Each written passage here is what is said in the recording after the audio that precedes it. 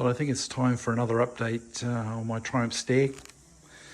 It's a nice sunny day down here in Waihi in New Zealand, and got a bit of time, so I thought, well, time for an update.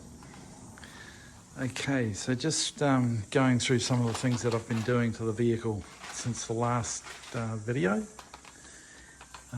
Previously you would have noticed that there were various patches of primer on the vehicle on both sides of the front windscreen. I've sanded those back and had some paint cans made up and just touched up just as a temporary for a few years until such time as we can do a full body restoration. So there was a patch there, another one on the other side of the windscreen. There was also a patch down on the front which I've repainted, and again on the other side of the front. That's all been touched up. I've also fixed up a patch on the corner of the door, bottom of the door there. That's all been done. Other than that, the vehicle's now reasonably presentable. A few little things that still need to be addressed just to make it a little bit tidier for a little bit longer. This door particularly needs work on the bottom, and also the area just behind the door there. So a few rust issues just to tidy up.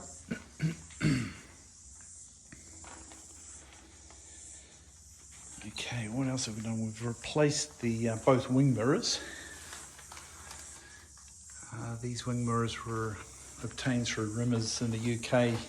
I think they're Tex or Rex product. I don't know which, to be honest, but I have to say reasonably unhappy with them, to be honest. I certainly wouldn't be buying another set. The adjustment on them is very poor, and in the end I've had to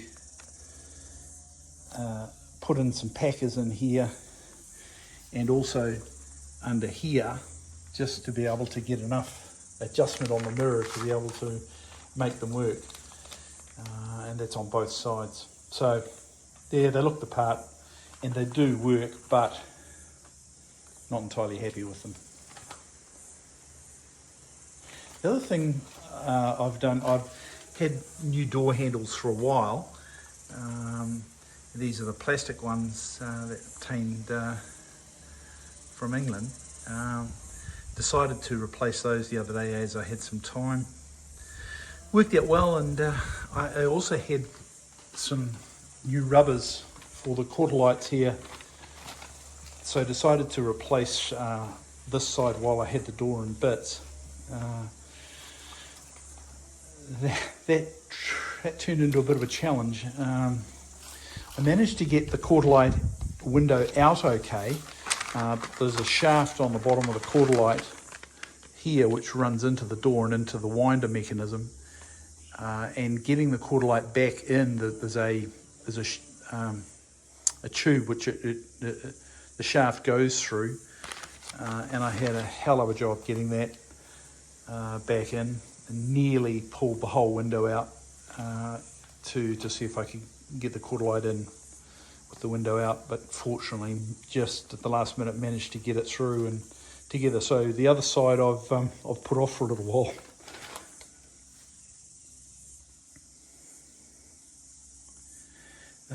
The other thing is I've got my soft top in 1,000 pieces at the moment. I've got the standard problem with one corner of the soft top up here is broken, but the big issue I have is the piece that runs, the metal piece that runs around the bottom of the frame here is quite heavily rusted. I don't know anybody out there that knows how I can address that. I'm now looking at potentially trying to make one or have one made out of perhaps Kevlar or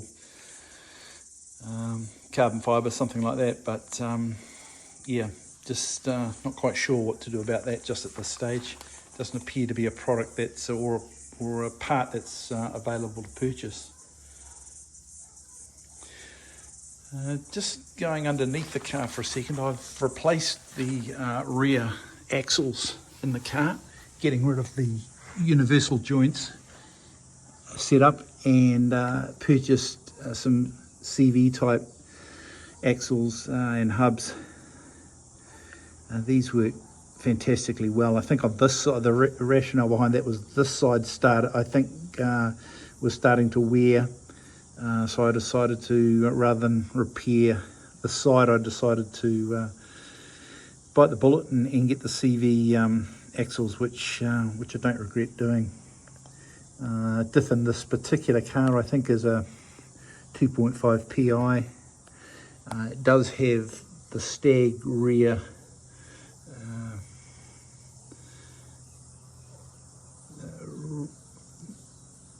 to it, but the bolt holes don't line up on the PI, and you can see the bottom one there. I've had to block up and re-weld or reposition, but it seems to be working okay at this stage.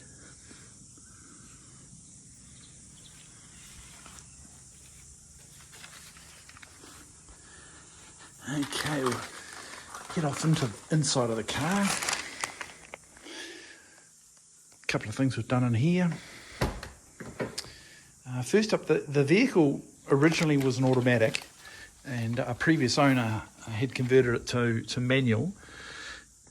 Clearly they've put a new pedal box in it, and it appears like it could be a 2.5 PI Triumph rather than a Stag one, given that the pedals are square rather than the Stag shape. One of the issues I had was that these pedals were loose. They used to flop from side to side. So I pulled the whole box out and found that the bushes at the top didn't actually exist. So new bushes in there, and now all the pedals are nice and firm. Issue I had with the heater, standard Stag issue, whereby the valve up here was completely seized. Thought about trying to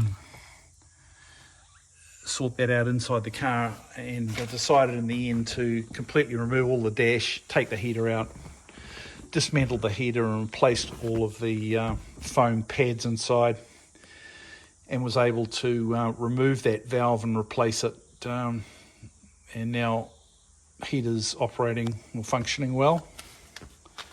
Other thing I've done is removed all of the gauges. The glass on the gauges were a bit cloudy, a bit dirty, so I've dismantled all the gauges, cleaned them all, just checking them for condition. I think the speedo and rev counter could do with being reconditioned. Also the voltmeters got a little bit of sort of rust around the bottom there. Other than that, they're all working okay, and certainly now look a lot tidier now that they've all been cleaned.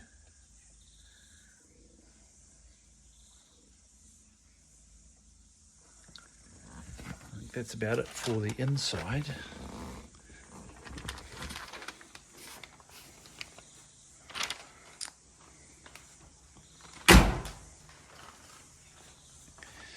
So I'll have a look under the bonnet, see what we've been up to under there. We've done some modifications under there.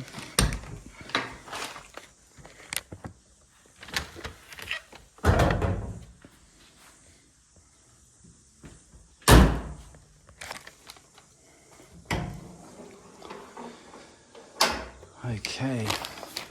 So first up, I've removed the bonnet pad that I had put on the vehicle. I found that it was just rubbing on the top of the air cleaner there, so I just thought I'd remove it for now until I resolve that little issue. I've now replaced the radiator. Originally we had the Stag radiator in there, and it was located as it was originally set up. I've now removed that, put in a is it, a dual flow radiator, hence the reason why the pipe's now on the same side. So it's an aluminium dual flow radiator. Also with the heater now set up, I've been able to connect the pipe at the back of the inlet manifold, and I've also managed to connect all the pipe work through from the heater through to the bottom of the radiator. Also, as you can see, you've got introduced a header tank, and we've taken what was a bleed valve and taken the pipe over to the top of the header tank. The other thing I've done is that originally the thermostat housing did not have a bypass. After watching videos from RPI Engineering, where they recommend having the thermostat housing with the bypass there, I've introduced that, put the bypass pipe in, and brought it down, connected it into the pipe here. So quite a few changes from the radiator perspective in the cooling system. So now, instead of the pipe going off to the radiator at this point, the pipe now comes to the top here.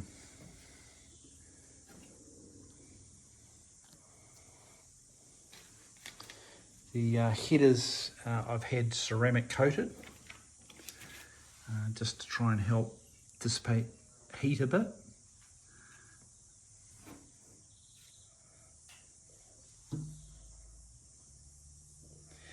I've also replaced the steering shaft down here.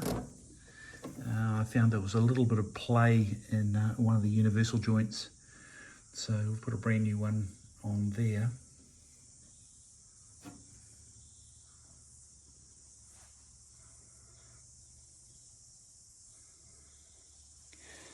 So as part of the radiator setup, it's got an electric fan, which is controlled by a switch here.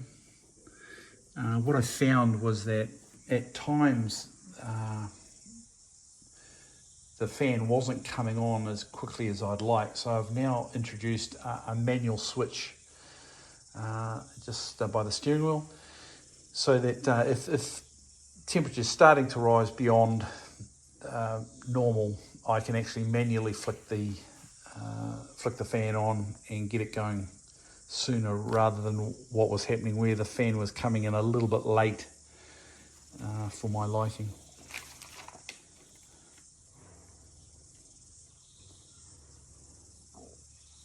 What else have we got? Okay, the other thing we've done is we've relocated the battery. You might notice the battery is no longer sitting where the Stag battery normally is. So we've relocated that to the boot.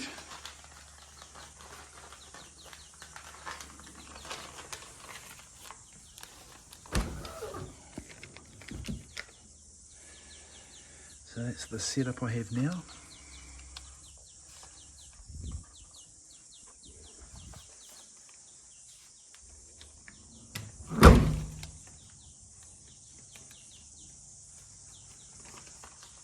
That just about pretty much covers what I've done to the vehicle since the last video. Just got a few things I'm intending to do. One of them is I'm looking to replace the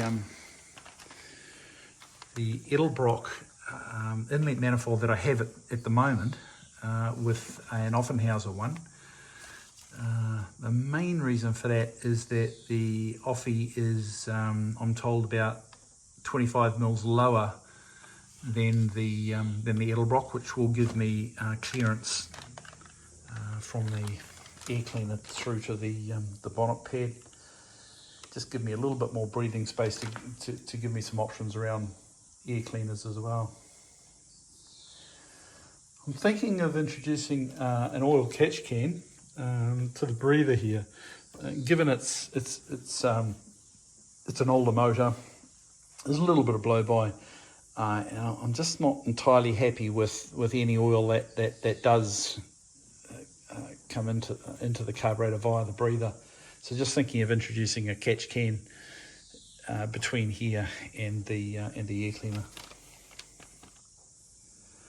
I've also potentially got a problem with the harmonic balancer. It appears that it might be sort of on the way out, so I'm looking to replace that. And that's pretty much it at this stage. No doubt there'll be a bundle of other things that need replacing, but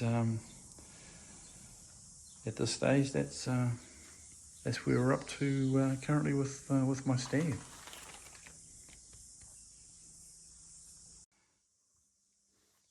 I guess what we should do is finish off the video by starting it up and hearing the mighty roar of the Stag.